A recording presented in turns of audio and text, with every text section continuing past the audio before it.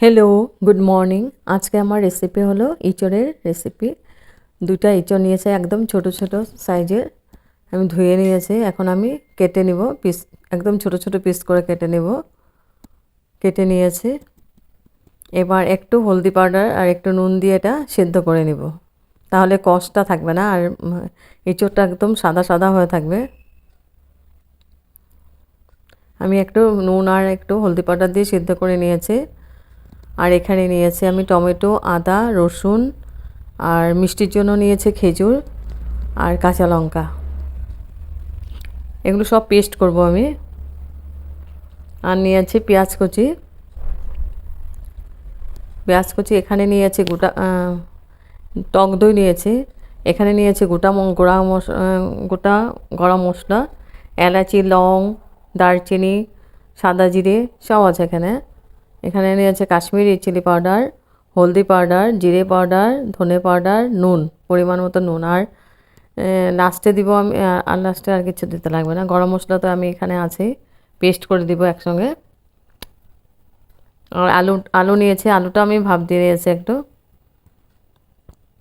এখন আমি একটা মিক্সিং জার নিয়েছি, ওখানে আমি পেস্ট করে নিব। একদম ইজি প্রসেসে বানাবো, খেতে অসাধারণ টেস্টে, একদম খাসির মাংস ফেল পড়ে যাবে, হেভি টেস্টি লাগে খেতে। এখানে মিক্সিং জার নিয়েছি আর দিয়েছি টমেটো, রসুন, আদা, কাঁচা লঙ্কা আর খেজুর, একটা পেস্ট বানাবো এটা দিয়ে। আর গোটা গরম মশলাগুলো দিয়ে দেবো এখানে।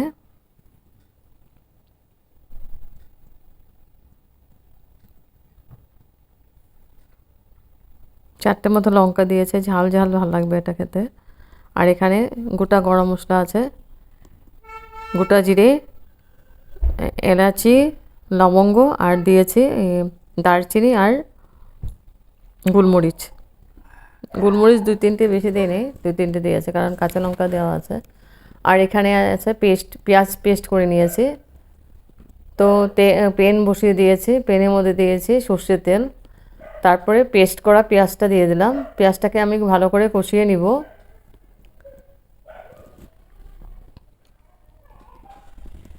ইঁচড়ের রেসিপিতে একটু তেল বেশি লাগে, চিকেনের মতোই তেলটা লাগবে, না তো ভালো লাগবে না খেতে।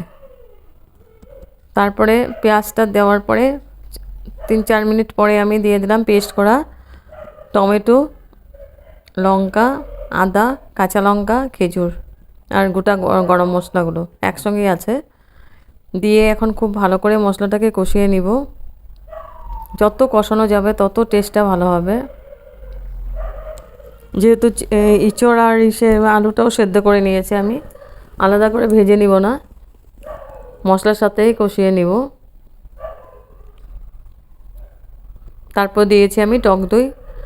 দইটা দেওয়ার সময় আমি স্টিমটা একদম লোয়ে রেখেছি, না তো দইটা ফেটে যাবে। আর দেওয়ার পরে এটা খুব ভালো করে নাড়তে লাগবে। 3 চামচের মতো দই দিয়েছি, টক দই দিয়ে আমি খুব ভালো করে নাড়াচাড়া করে কষিয়ে নিচ্ছি মশলাটা। কালারটা কি সুন্দর আসছে। এখন আমি একটু জল দিয়ে আবার কষিয়েছি। তারপরে এখন দিয়ে দেব গুঁড়া মশলাগুলো। দিয়েছি নুন পরিমাণ মতো, আর কাশ্মীরি চিলি পাউডার, জিরে পাউডার, ধনে পাউডার সব দেওয়া হয়েছে,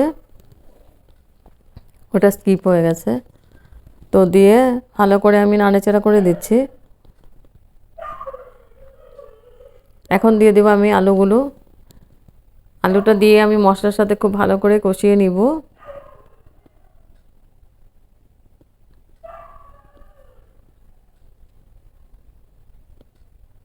আমি ঢেকে দিয়েছি 4 মিনিটের জন্য। এবার 4 মিনিট পরে এসে আবার নাড়াচাড়া করে ইঁচড়গুলো দিয়ে দিব। ইঁচড়গুলো তো সেদ্ধ করে নিয়েছি, তো সেদ্ধই আছে, 80%-এর মতো সেদ্ধ আছে, এখন বাকিটা রান্নাতে হয়ে যাবে। ইঁচড়টা দিয়ে আমি মশলার সাথে খুব ভালো করে মিক্স করে দেব।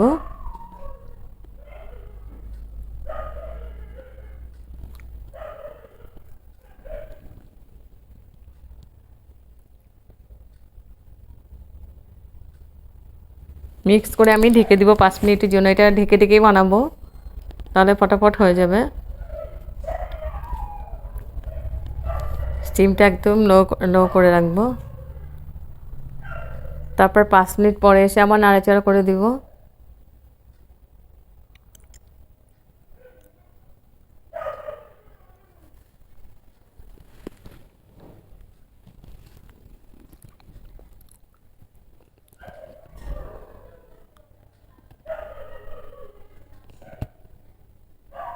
এই ইঁচড়ের রেসিপিটা চিকেন মটন ফেল মানে এত টেস্টি লাগে, একদম সেম ওই টেস্টেই আসবে। আর গরম গরম ভাত, রুটি, পরোটা, নান, ফ্রাইড রাইস সবার সঙ্গে খুব ভালো লাগবে খেতে। হেভি টেস্টি একটা রেসিপি। তারপরে আমি ভালো করে কষিয়ে নিলাম। কষার পরে আমি একটু গরম জল দিয়ে দিলাম গ্রেভির জন্য, তাহলে সিদ্ধ হয়ে মাখো মাখো হয়ে যাবে। জলটা দিয়ে আমি একটু ভালো করে নাড়াচাড়া করে দিচ্ছি।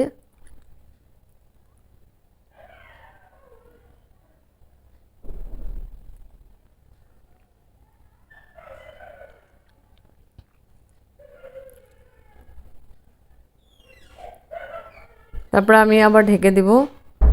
5 মিনিটের জন্য আমি ঢেকে দেব।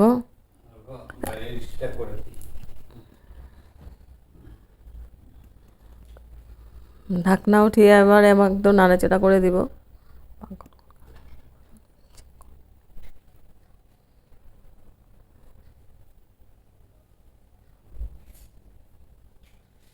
হয়ে গেছে আমার। এবার গ্যাস অফ করে দিব।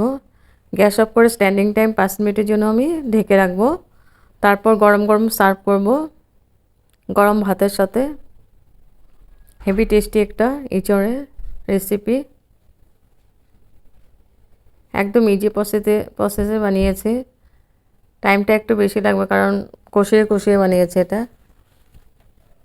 যত কষানো যায় তত টেস্টটা ভালো হয়। দেখতে যেমন সুন্দর হয়েছে, খেতে তেমন টেস্টি হয়েছে।